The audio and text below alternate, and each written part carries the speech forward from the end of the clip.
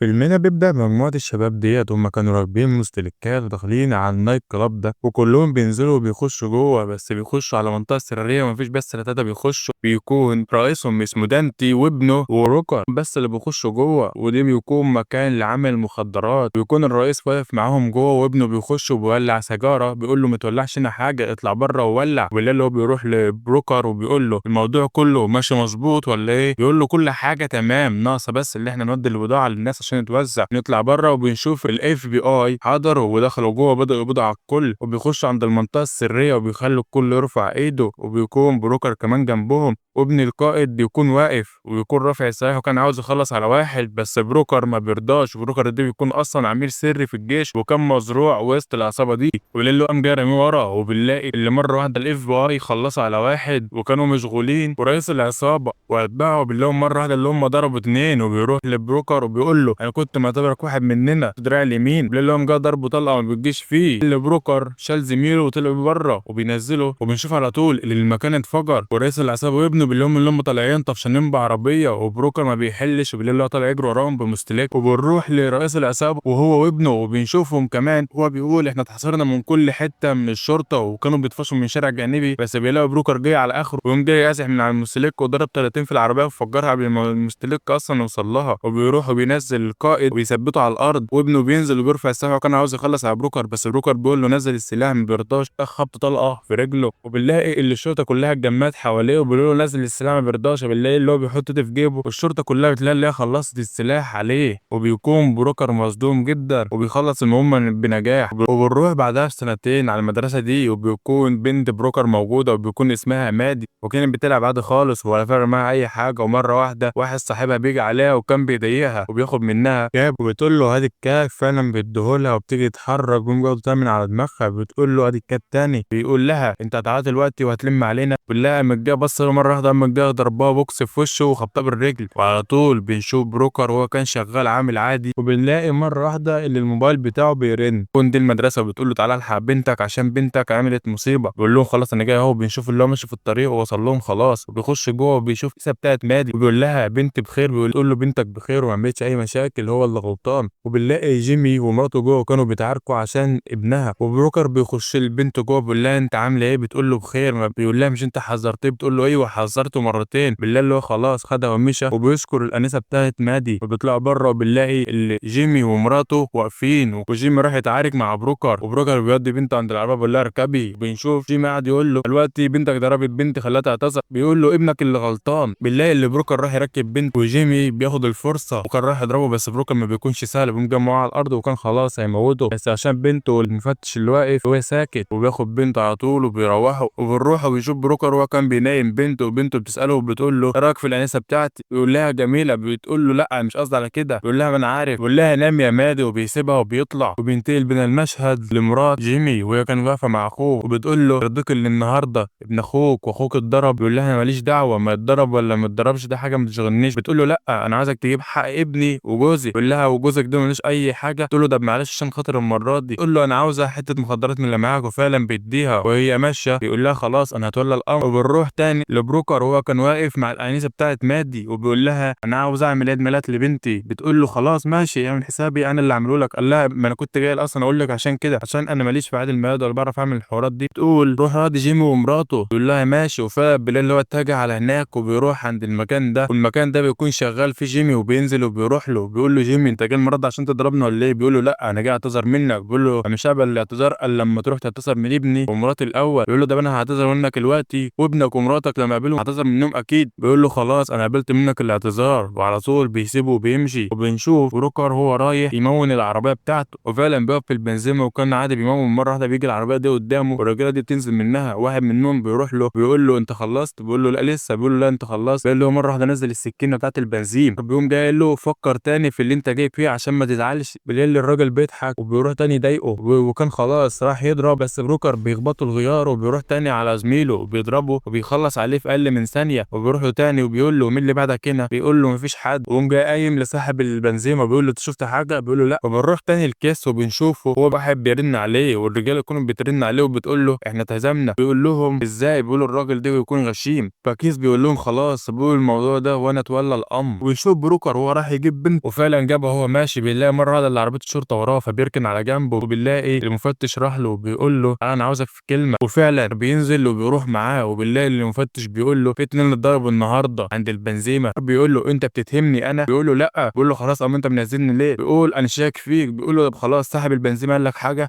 او انا كنت هناك؟ قال له لا صاحب البنزيمه ما شافش اي حاجه اصلا. بيقول له ما خلاص ما عدتش توقفني تاني، وما عدتش المفروض اللي انت اصلا تجي لي في حته زي دي تاني. وبنلاقي المفتش زهق منه وقام جاي سايبه وماشي. وبنلاقي اللي بروكر وبنته راح عشان يركبوا الخير، وبروكر بيقول لبنته انت تكسبيني زي كل مره؟ بتقول له اكيد. وبنروح وبنشوف اللي كيس وصل على البيت وكان داخل يفتش فيه، وقبل ما يخش بنشوف اللي هو فرقع عجله العربيه بتاعت بروكر وبيخش جوه بيفضل يفتش. وبنشوف بروكر هو وبنته وكانوا واقفين قدام النيل، وبنته بتقول له انا امي وحشتني قوي، امها بتكون ماتت يا صديقي، وحشاني اللي انا افضل اتكلم معاها. بيقول لها انا اكتر بس لما اشوفك بكون مستريح. وبنته بتعيط بيقول لها تعالي، وفعلا بتروح له. وبنروح ونشوف اللي كيس وصل لورق بروكر المهم وبيكون عرف ماضيه كله. وبنلاقي اللي هو مره واحده بروكر رجع وكيس هرب من مكانه، وبيقول لها انا شفت حاجه حلوه قوي تعالى عم اوريها لك. بتقول له انا مش فاضي الوقت انا شغاله. بتقول له انا هاجي لك الصبح، وفعلا بيقول لها تعالى الصبح بدري. وفعلا بالله اللي هي راحت له بيبدا يحكي لها على اللي هو شافه في الاوراق، وبيقول لها ده بيكون عميل سري في الجيش وما بيكونش سهل خالص. وبيقول لها ده اللي موت ابن دانتي رئيس اكبر عصابه موجوده حاليا في امريكا. وبنشوف بروكر وهو راح لجيمي على مكان شغله بيقول له مش انا اعتذرت لك وانت اتقبلت؟ وجيمي ما بيكونش فاهم اي حاجه اصلا من اللي بيتقال، وبيقول له وانا عملت حاجه؟ بيقول له ايوه انت ازاي بعت لي امبارح راجلين عشان يقتلوني، واحد هجم امبارح على بيتي وسرق القطه بتاعت بنتي وسرق حاجه بنتي وسرق اوراق مهمه جدا. بيقول له ما اعرفش اي حاجه من الحوارات دي. وبنشوف بعدها بروكر بيقول له انت قدامك 24 ساعه ويكون كل حاجه قدامي. بيقول له ماشي، وبروكر بيسيبه وبيمشي. وبنروح تاني الكيس وهو بيكون عاوز طلب من جوني، وبيقول لها احنا عاوزين نوصل لدانتي باي طريقه عشان خاطر اللي احنا نقول له اللي احنا عرفنا مكان، وبيعمل خطه معاها ما تخرش الميه. والخطه اللي هم عاوزين يعملوها اللي هم يوقعوا بروكر في دانتي. وبنلاقي كيس بيقول لها اعمل حسابك انت تروح للمحامي بتاع دانتي وتتكلمي معاه وتقولي له كل اللي احنا عرفناه. فبتكون خايفه وتقول له لا انا عمري ما انا رايحه. بيقول لها روحي بس ونشوف. بينتهي بقى المشهد وهو بيتكلم مع المحامي بتاعه، والمحامي ده بيقول لها انت جايه المره دي عشان تباتي معايا ولا انت عامله وشم جديد؟ بتقول له لا انا جاي لك المره دي في حاجه احسن وانت بتدور عليها من زمان. فبيكون مستغرب فبيقول لها ايه هي؟ بيقول لها احنا عرفنا مكان بروكر وكل حاجه هتعرفها في قلب الدوسيه ده. وفعلا بتدور الدوسيه وبعدها على طول بنروح لدانتي وهو في قلب السجن، والمحامي بيكون مستنيه. واول ما دانتي بيطلع بنلاقي على طول المحامي بقى بدا يكلمه ويقول له احنا عرفنا كل حاجه عن بروكر واي حاجه تخصه بقت معانا، وعرفنا اللي هو عنده بيت. دانتي بيقول له طب انا عاوزه ده موت ابني وانت عارف بكده؟ بيقول له ما انا عارف عشان كده انا جيت لك وبكلمك في الحوار ده. بيقول له خلاص اعمل حسابك انا عاوز يموت باي طريقه. وبينتهي بينا المشهد بدانتي وراح ياخد بنته وكان عامل لها حفله عيد ميلاد. وفعلا بنروح هناك بنلاقي اللي بتطفي الشمع، وبنروح لمنطقه تانية خالص وبنلاقي اللي العصابه دي داخله على حانه والبنت دي مستناهم جوه، والرئيس بتاعهم بيخش لها وبيكلمها بيقول لها انت تعرفي ايه عن بروكر؟ كل اللي تعرفيه احكيه لي. بتقول له انا ماليش دعوه باللي انتوا بتعملوه ده كله. قال لها لا ده انت هتقعدي معانا غصب عنك عشان انت اللي دلتنا عليه. وبنروح لبروكر هو داخل الحانه دي وبيخش جوه الكيس والبنت اللي معاه وبيخش عليها على طول وبيقول له انت لو معاك حاجه اعملها معايا انا بنت مالهاش اي دعوه بالموضوع. وبيتكلموا بغشوميه جامد يا صديقي وما كانش راح من اللي هو يتكلم اصلا. فبنلاقي اللي كيس بيقول له ما عملتش اي حاجه انا اتطلب مني اوامر بنفذها. بيقول له لا انا بنتي بره الموضوع ده ولو عملت اي حاجه تانية انا ممكن اخلص عليك فيها. وبيسيبه وبيمشي. وبيقول له طلع بره وقعد يفكر حبه وبيروح على مكان اللي دانتي شغال فيه اللي فيه كميه مخدرات رهيبه يا صديقي. وبيقول له بيفتح اول صندوق بيلاقي كله عباره عن مخدرات، وبالغلط بيروح عند المكان ده وبيفتح الباب بيلاقي المكان اصلا كله عباره عن مصنع مخدرات كامل. فبنلاقي اللي بروك بيحط في قلب لونط حاجه عشان اول ما الكهرباء تشتغل تقوم جاي مفرقعه المكان كله. وفعلا بيخلص بيجي طالع بيلاقي القطه بتاعت بنته موجوده وبيروح لها وبيجيبها وبتقوم جايه طفشانه منه وبيروح لها تاني. وبنلاقي مره واحده اللي واحد خبطه حديد على دماغه وبيغمى عليه وبيصحى تاني يوم وبيلاقي اللي كيس والمحامي موجودين وكانوا قاعدين يغطسوه في قلب الميه وكانوا خلاص عاوزين يموتوه بس الكلام ده ما بيحصلش. اللي بروكر بدا يصحى ومحامي دانتي بيقول له اعمل حسابك انت هتموت وهروح لبنتك اموتها برضه. فبنلاقي اللي بروكر اتعصب بس ما بيقدرش يعمل حاجه ومحامي دانتي بيفضل يعذب فيه. ومره واحده بنلاقي اللي بروكر فاق عليهم وقام جاي محامي دانتي الجندي كسر رجله ورمي في قلب الميه، وبيخش على بقيه الجنود اللي معاه ما بيرحمش ولا واحد فيهم، وبيركب لهم الشلاحات، ما بيسيبش واحد حرفيا الا لما يكون داهق بيه البلاط. ده اللي هو نازل تخبيط وده كله وايده مربوطه، امال لو ايده سايبه كان هيعمل فيكوا ايه؟ ده انتوا حبه هفق صحيح. ويلاقي الواد راح يضربه ويقوم جاي ماسك المفتاح وخبطه في ايده، ومش كده وبس، وبيخلص عليه وبيروح على التاني وبيخلص عليه، وبيروح على محامي دانتي وبيقول له انا هروح احكي حكايه لبنتي وانيمها وده كله وانت هتموت هنا. بالله لو جه خبطه بالرجل وسايبه وماشي. وبالله على طول بعدها اللي الجماعه دول جايين بالمستلكات، ودول بيكونوا عصابه تانتي. اول ما بينزلوا بيروح للشخص ده وبيقول له فين بروكر؟ بيقول له جوه. اول ما بيخش جوه بيجي يشوف ما بيلاقيش اصلا بروكر جوه. بيقول له امال هو فين؟ بيقول له ده هو ضربنا كلنا وهرب. بيقول له خلاص البنت دي هتفضل معايا. بيقول انا عاوز اقرب طريقه اروح بيها. بيقول له من طريق البحر. وبنروح لبروكر وقتها هو واقف مع المساعد بتاعه وبيقول له معلش خلي الخول ده عندك اليوم، وبيكون عاوز يمشي هو وبنته من المكان بس ما بيلحقش اللي هو يعمل حاجه. وبنروح لمساعد بروكر وهو في قلب المزرعه بتاعه الخيول، وبيشوف مره واحده اللي الجنود دي داخله عليه، ودي بيكون العصابه يا صديقي. وبنلاقي المساعد في المكان ده، واول ما الحصان بتعمل صوت بنلاقي اللي العصابه رئيسها بيقول له واحد فيهم روح شوف في ايه، وفعلا بيخش ما بيلاقيش اي حاجه. مره واحده بيسمع صوت من قلب الصندوق ده، ومساعد بروكر بيطلع عليه هيجان وما بيكونش رحمه برضه التكوستك هايله، بس بيكون الراجل التاني فتنس وعنده عضلات اللي هو مش رحمه وخبطه غيار محترم، وبيطلع عشان يمسك السلاح وكان خلاص هيخلص عليه، بس الكلام ده ما بيحصلش. وبنلاقي مساعد بروكر قام مخلص عليه وبيطلع بره ويفضل يزمر. مره واحده بياخد طلقه بس ما بيموتش.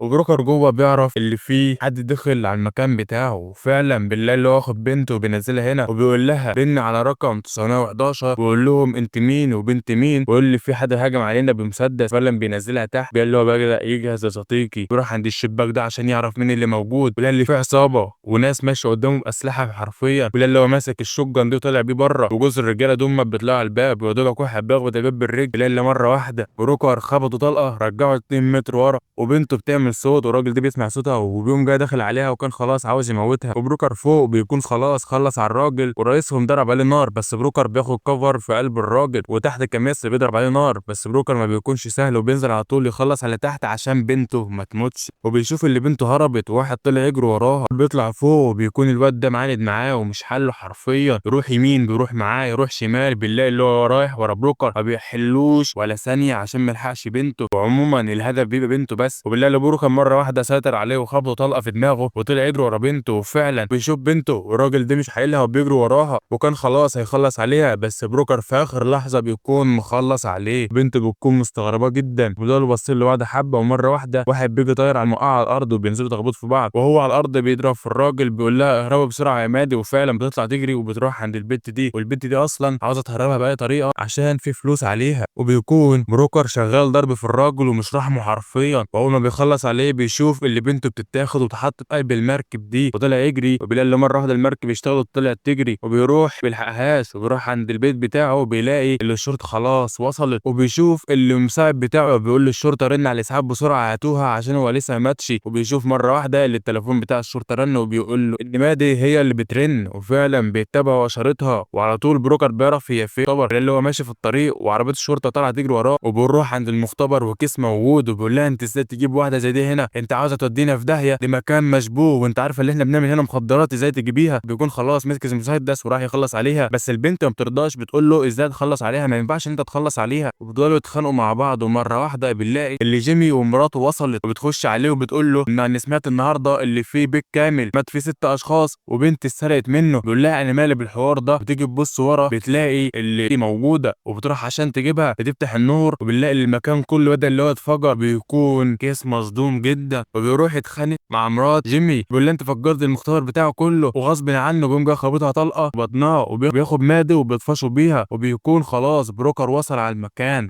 وبيبدا المطارده بقى ويطلعوا يجروا، وبروكر ما بيكونش حللهم والشرطه بتقف قدامهم هنا. وبنلاقي اللي الكوبري بيتقفل بيقوم جاي لاحق ناسه على اخر لحظه وبيخش من جوه، وبروكر ما بيحلش بالله هو طالع، بس بيقوم جاي العربيه بتاعته مقلوبه وكان خلاص بنحسبه اللي هو مات. وكيس بيروح عشان يخلص عليه، بس بنته بتفضل تحايل عليه وتقول له لا ما تموتوش. ومره واحده بالله اللي بروكر بقى وراه ونازل في تخبيط وينزله على الارض وقعد يضرب فيه وكان خلاص هيخلصه، بس ما بيرضاش عشان بنته واقفه. بيقول له اللي حياتك المره دي هي بنتي، لاش كده انت كان زمانك بخبر كان وبس. وبس كده وصلنا لآخر فيلمنا. لو الفيلم عجبك ما تنساش انك تشترك وتفعل زر الجرس وتضغط اللايك المتين بتاعك وتقول لي رأيك في الكومنتات ايه اللي انا قلته غلط علشان احسن من نفسي. وبنزل كل يوم حد واربع الساعة 7:30 بتوقيت مصر. وسلام.